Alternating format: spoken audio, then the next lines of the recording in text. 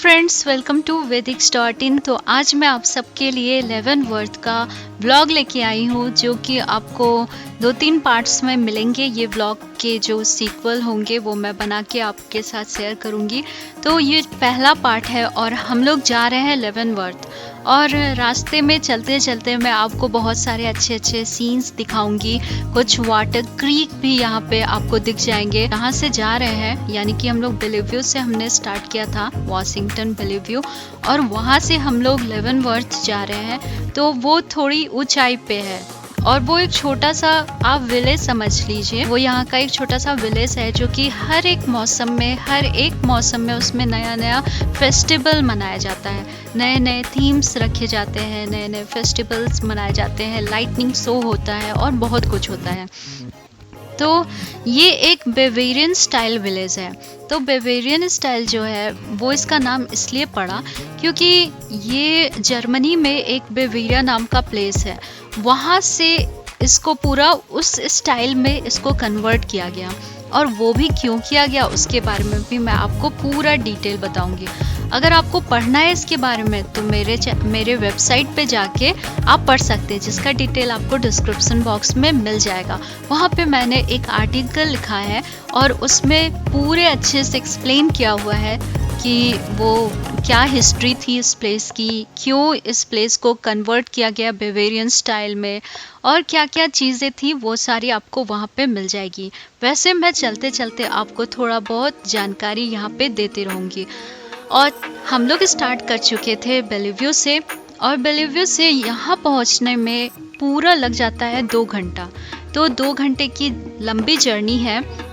तो अगर आप प्लान कर रहे हैं जाने का तो कुछ खाने पीने का सामान तो वैसे भी मैं हमेशा बांध के ले जाती हूँ अपने साथ। और आप लोग भी अगर आप जाने का प्लान करते हैं, रूट इसका जो है वो बहुत तरीके से है। आप पब्लिक ट्रांसपोर्ट लेके भी यहाँ पे जा सकते हैं, और अपना अगर व्हीकल है या फिर बुक करके भी आप जा सकते हैं, व्हीकल को बुक करके भी जाया जा सकता है। तो यहाँ पे नदियाँ और मतलब छोटे छोटे लेक्स आपको दिख जाएंगे। तो वो सारे लेक्स जो हैं उनका पानी इतना नीला और किसी का पानी हरा और एकदम क्रिस्टल क्लियर रहता है, तो देख के काफ़ी अच्छा लगता है। और यहाँ पे जैसे ही हम लोग पहुँचे लेवनवर्थ के रास्ते में, तो वहाँ पे बहुत ऊंचे ऊंचे आइस के परत लगे हुए थे।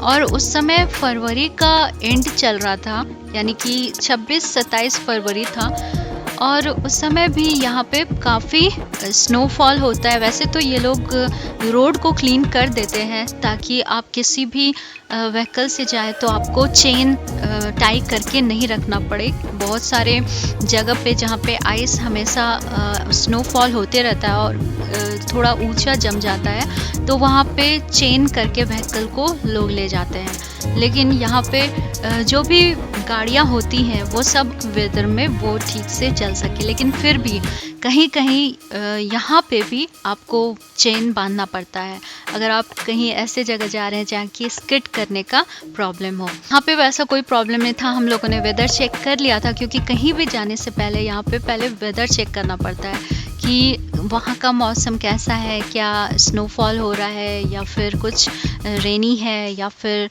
सनी है। इस तरह का हमेशा वेदर, आप कहीं भी जाइए यहाँ पे घूमने वाशिंगटन में, तो सबसे पहले वेदर ज़रूर चेक कर लीजिए। और वेदर का जो भी अनुमान होता है लगभग सही होता है, कभी कभी गलत भी हो जाता है, लेकिन इतना भी गलत नहीं होता है कि आपको मतलब सनी दिखाए और फिर स्नोफॉल होने लगे, ऐसा भी नहीं होता। अब देखिए कैसा रास्ता चेंज हो गया है, और चारों तरफ सिर्फ आपको आइस का जो कुछ इंचेस थे अब फुट में हो गए, यानी कि पूरे 5 फुट के तरह गाड़ी से भी ऊंचा आपको दिख रहा होगा पूरा आइस जो साइड में कवर किया हुआ है। तो वो सारा देख के काफ़ी डिफरेंट लगा, क्योंकि ऐसा मैंने पहली बार देखा था।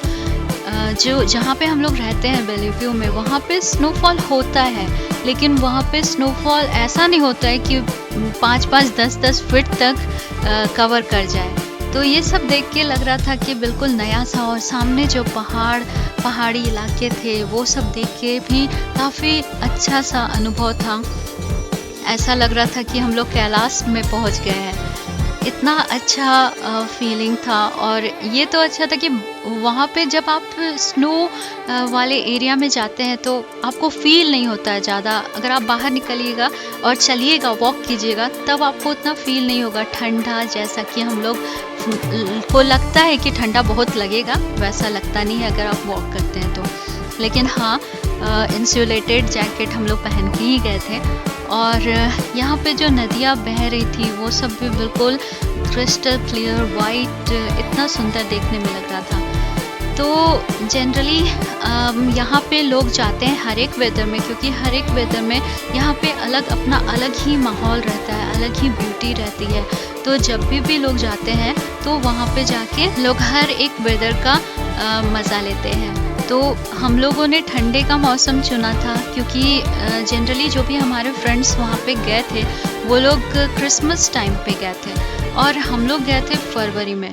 तो ऑल्दो लाइटिंग शो होता है वो तो था ही, लेकिन हम लोगों को अप एंड डाउन वाला हमारा बना हुआ था। हम लोग को रुकना, ओवरनाइट स्टे करने का नहीं था, इसलिए हम लोग ज़्यादा रात तक तो देख नहीं पाए कि क्या होता। और क्योंकि रात में मौसम दिखा रहा था कि यहाँ पे स्नोफॉल होने वाला है, इसलिए हम लोगों ने प्लान किया था कि हम लोग दिन में ही घूमते हुए और वापस लौट आएंगे।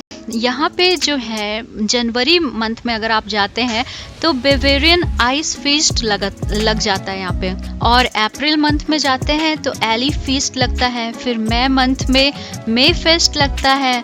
और जुलाई में आइसिकल क्रीक चैम्बर म्यूजिक फेस्टिवल भी वहाँ पे लगता है। फिर सितंबर मंथ में यहाँ पे Washington state autumn leaf festival होता है।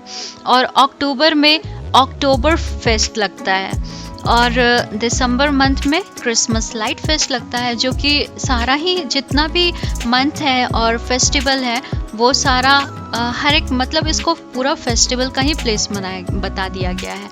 लेकिन हमेशा से ये चीज़ ऐसा नहीं था। प्लेस कैसा था, कैसे वहाँ की जो कम्युनिटी है वो रहती थी, ये सब चीज़ें मैं आपको अच्छे से एक्सप्लेन करूँगी। लेकिन फ़िलहाल तो हम लोग अभी रास्ते में थे और वहाँ पे पहुँचने से हमने बहुत कुछ सोचा था कि हमें क्या क्या, क्योंकि हम लोगों को जब जाना था तो हम लोगों ने पहले से ही प्लान कर रखा था कि हम लोग किस किस प्लेस को कवर करने वाले हैं। ये था रेनडियर फॉरेस्ट था जहाँ पे हम लोग जाने वाले थे। वहाँ का टाइमिंग, क्योंकि यहाँ पे हर एक चीज़ का टाइमिंग होता है और उस एक पर्टिकुलर टाइम में आप जाइएगा तो वो चीज़ ओपन रहेगा, नहीं तो फिर क्लोज़ हो जाएगा। लेकिन फिर भी हमने जो जो चीज़ें देखी और जो जो एक्सपीरियंस किया वो काफ़ी मेस्मराइजिंग था, हिप्नोटाइजिंग था और बहुत अच्छा लगा।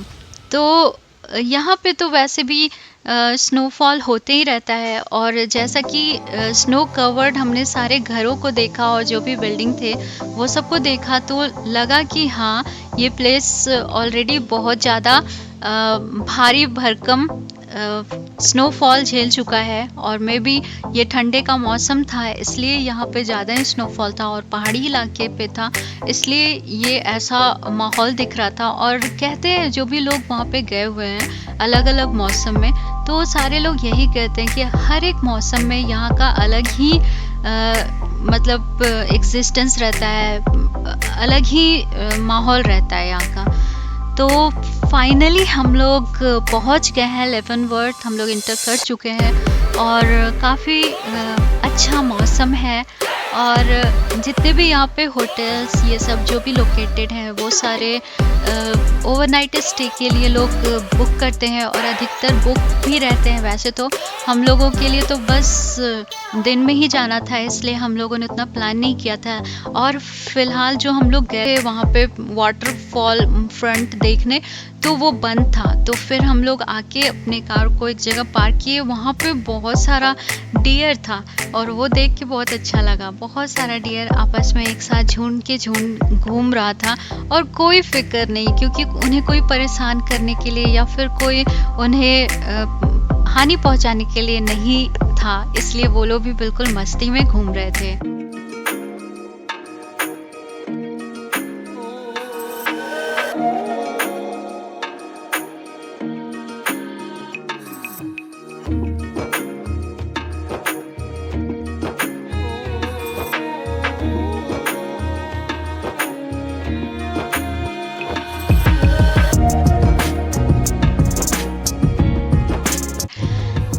आज का व्लॉग यहीं एंड करती हूँ। अगले व्लॉग में मैं आपको इस प्लेस की हिस्ट्री बताऊंगी। मिलते हैं अगले वीडियो में। थैंक यू फ्रेंड्स, चैनल को जरूर सब्सक्राइब कीजिए with bell icon. Thank you friends.